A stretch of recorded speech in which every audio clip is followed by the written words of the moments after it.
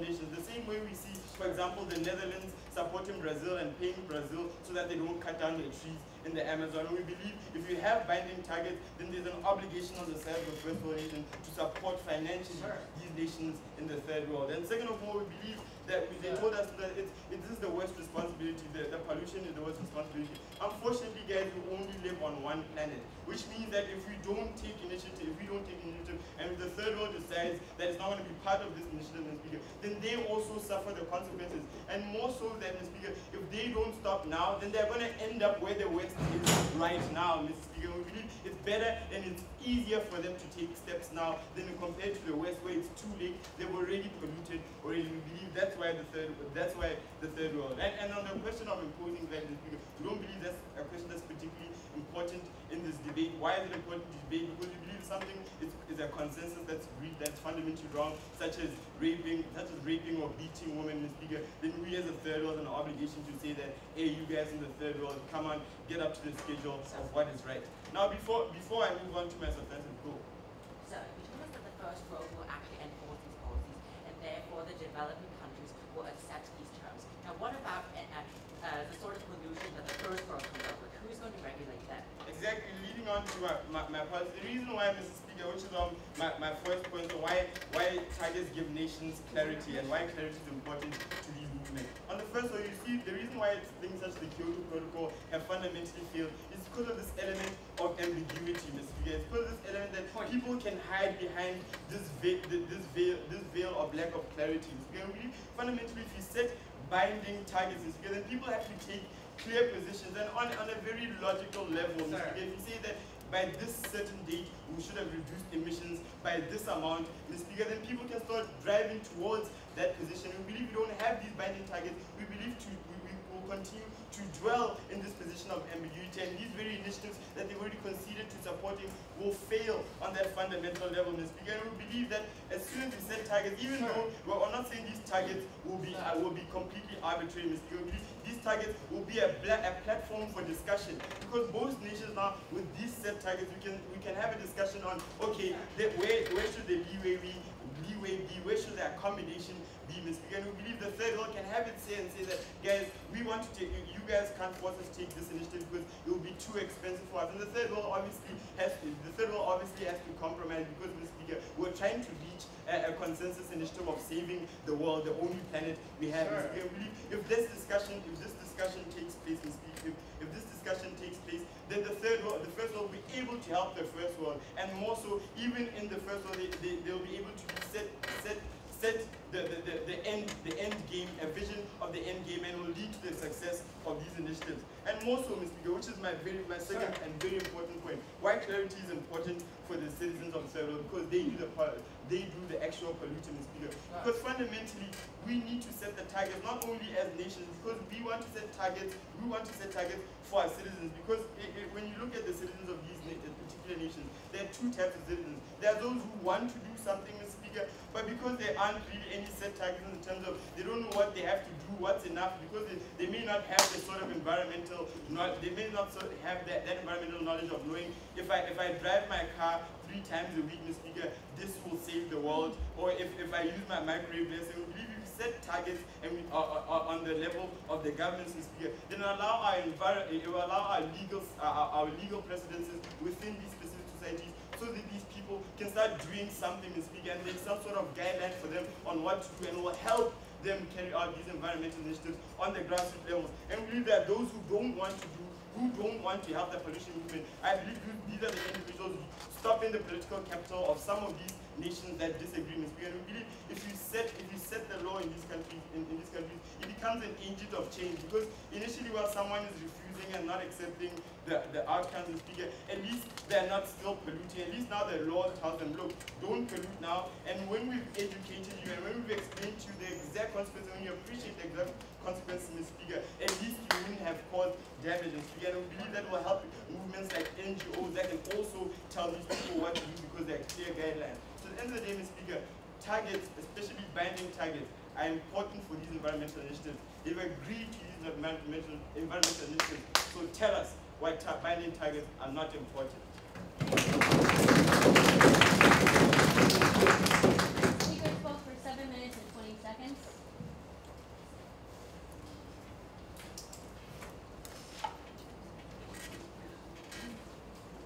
Right, I thank the speaker for his speech, and now we invite the first speaker from closing opposition, the member from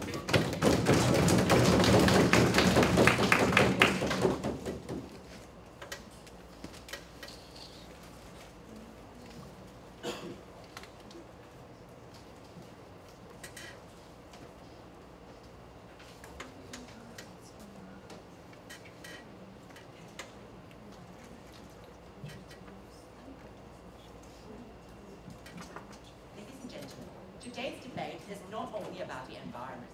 Waxing lyrical about polar bears becoming homeless doesn't actually help you understand the machinations of international agreements and international organizations. Now, what opening opposition has come out to tell you is about the history and, generally speaking, why developing countries have the right to economic development. What we'll be offering you in closing opposition is a more nuanced analysis of what actually happens in these international agreements and organizations, and how there is actually no real impact in terms of the environment, and the developing countries will be the ones who suffer the losses. But before I move into that, I have 3 issues to address in rebuttal. Firstly, this main clash that happened in the opening house about the environment versus the economy. Second of all, in terms of enforcement, and lastly, in terms of clear positions.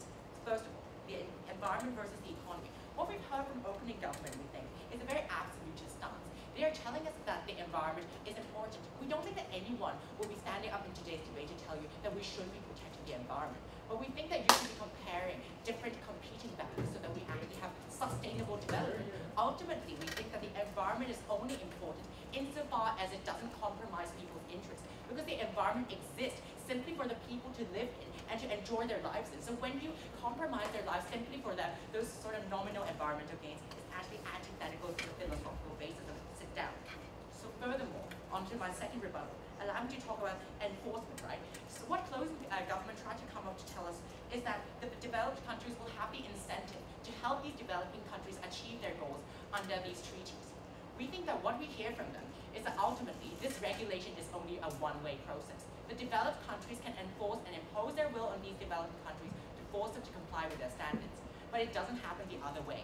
It doesn't happen to the developed countries because they are ultimately the ones with greater economic weight. And we also think that these developed countries are the ones that we need to target because they still contribute to the most significant amount of pollution and contributing to the greenhouse effect and whatnot. And therefore we think that when you don't have that sort of regulation mechanism, and that we further analyze that in my substantive argument, you don't actually affect real environmental change.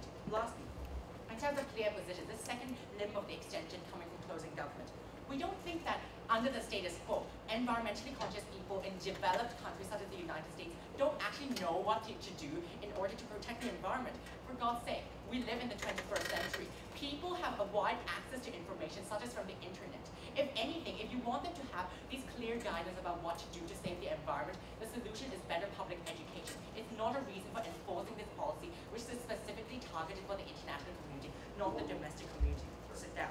Furthermore, in terms of environmentally unconscious people, we still don't think that this will actually result in real legislation in these developed countries, because ultimately you have to understand that in this sort of domestic politics in countries like the United States, economic lobbies still have a huge amount of disproportionate power, and the environmental these sort of environmental legislations are always taken down by them. No, thank you. Now allow me to move on to my 7th card extension. So I'll be telling you about the nature of international agreements and how it doesn't actually have an impact in the real world, and actually it will lead to disadvantaging these developing countries. We think what we see in international organizations, and especially in terms of these international environmental treaties, is that there's an inherent imbalance of power. It's dominated by large powers such as the United States, the United Kingdom, all of those Western powers that we all know. No, thank you.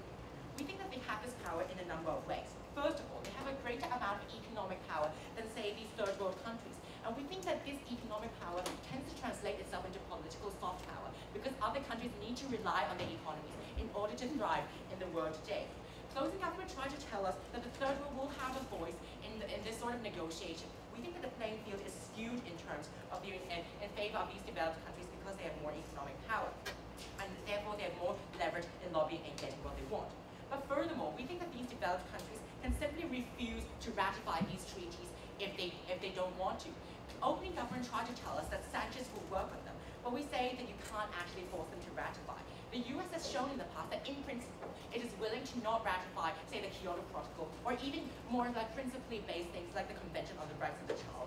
Why does it have this sort of leverage? We say it has this sort of leverage because things like sanctions don't work on these huge developed countries. There's absolutely no incentive on the part of these developing countries to sanction these larger developed countries because it will only mean that this trade, which is a two-way process, won't actually benefit them. These developed countries have a much larger economy, and if these poor developing countries don't trade with them, they aren't actually able to make the economic gains that they would like to make. And this actually disproportionately disadvantages them, ladies and gentlemen, because we say that poor African countries need the US far more than the US needs them, because the US can always find another source, and it already has a very strong economy. Opening. The reason that those kind of developed countries have become developed countries are because they rely heavily on the global international market, because there are a lot of imports and exports. Because of these reasons, sanctions will work. Sir, exactly. We think that, no, actually we think that, yes, they do rely on the international market, but the point about the international market is that there are many different markets that they can choose from. It doesn't matter if one particular country sanctions them, and we say that they won't, because ultimately it will mean that the US won't trade with them, which actually disadvantages them. The US has a very strong economic base that it can rely on. Those countries don't. Now, what is the US track record, ladies and gentlemen? Moving back to my extension. What is actually said at the Kyoto conference is that these developing countries have to take up more environmental responsibility because we lovely Americans are used to a certain standard of living. A standard of living that's compatible with the American dream and a global nightmare, ladies and gentlemen. How does the US generally perceive environmental policy? What it needs to take into account is the sort of domestic pressures within its countries, right? Because it still needs to